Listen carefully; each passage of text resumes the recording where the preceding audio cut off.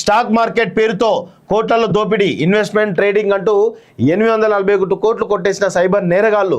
రాష్ట్ర వ్యాప్తంగా 9 నెలల్లో 1454 కోట్ల సైబర్ మోసాలు. ఇందులో ఒక గ్రేటర్ హైదరాబాద్లోనే 1000 కోట్ల దోపిడీ, 85,000 మంది బాధితులు, ఎక్కువ మంది ఐటీ ప్రైవేట్ ఉద్యోగులే. స్టాక్ మార్కెట్ తర్వాత credit debit cards, digital arrest మోసాలు అధికం. ఇప్పటి వరకు 176 కోట్లు సీజ్, 460 మంది సైబర్ నేరస్తుల అరెస్ట్ అంటూ చూస్తూ ఉన్నాం. సో ఎంత మంది వచ్చినా కానీ ఈ సైబర్ మోసాలని అరికట్టడానికి అంత ఈజీగా అయితే లేదు.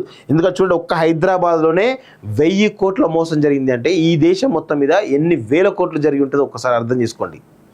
వీళ్ళందరూ కూడా ఎవరు హైదరాబాద్ సంబంధించిన కాదు, బీహారో ఆ స్టేటో ఎక్కడి నుంచో ఆపరేట్ చేస్తూ ఉంటారు. వాళ్ళకే ఇలాంటి నాలెడ్జ్ ఉంటుంది.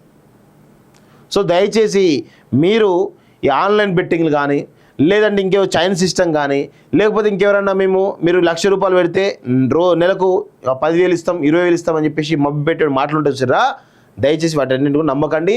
వాళ్ళందరూ కూడా దొంగలు. దయచేసి మీకు 3-4 నెలలు ఇచ్చేసి ఆశ కల్పించేసి మెల్ల మీరు పెద్ద అమౌంట్ పెట్టిన తర్వాత ఇమీడియట్గా కొలాప్స్ అయిపోతారు. సో ఇది జరుగుతున్నటువంటి పరిస్థితి కాబట్టి ప్రతి ఒక్కరు కూడా జాగ్రత్తగా ఉండండి.